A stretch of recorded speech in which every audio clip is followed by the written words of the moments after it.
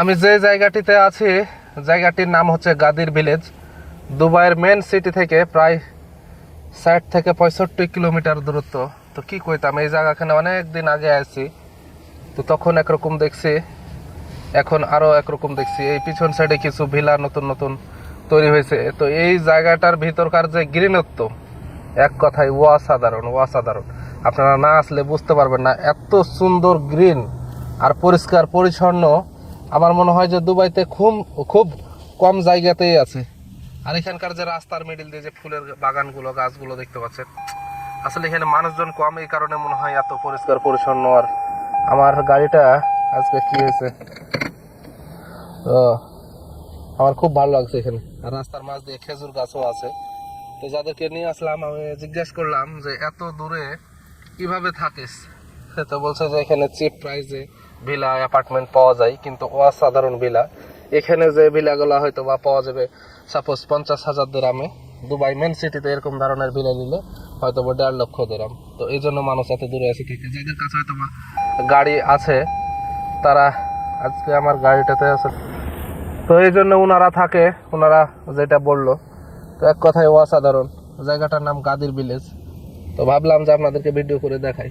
কিন্তু একটা জিনিস আমার মাথায় ধরে না, যে এখানে এত সুন্দর সুন্দর খাজুর গাছ, কিন্তু এরা খাজুর নেন নাই। খাজুর গলা যখন ফুল ফুটে কিছু হালকা বড় হয় তখন কেটে ফেলে দেয়, কারণ যে গাছের সাইডে খাজুর পড়ে পরিবেশ নষ্ট হবে এই জন্য।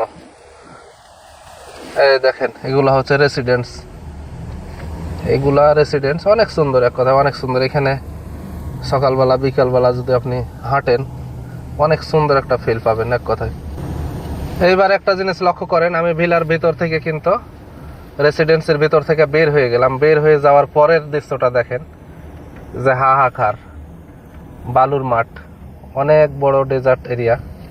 মানে এক কথায় যে চারিদিকে এটার ডেজার্ট, বালু আর বালু, আর মধ্যখানে এই কিছু ভিলা আর কিছু রেসিডেন্স বানাইছে। তো ভালোই, খারাপ না। যারা হয়তো বা মনোরম পরিবেশ পছন্দ করে তাদের জন্য এই জায়গাটা। তা আমি উঠে গেলাম মোহাম্মদ বিন জায়েদ রোড। মোহাম্মদ বিন জায়েদ রোড, দুবাইয়ের শুরুটাই হচ্ছে এই যা। আমার রাইট সাইডে ইন্ডাস্ট্রিয়াল সিটি, আর লেফট সাইডে যদি কিছু দূর যাওয়া যায় দুবাই পার্ক অ্যান্ড রিসর্ট। তো এই রাস্তাটাও নতুন, বেশ কিছুদিন আগে এই রাস্তাটা ছিল না। বেশ কিছুদিন বলতে প্রায় আমার মনে হয় যে ৬-৭ বছর হলো এই রাস্তাটা। এটা দিয়ে আবুধাবি, সৌদি আরব এই সাইডে যাওয়া যায়। তো আমি এখন বর্তমানে দুবাইয়ের ভিতরে চলে আসলাম। এই যে রেড কার্পেট শুরু হলো, ১১০ স্পিড লিমিট। দুবাই, এখন আছি দুবাই।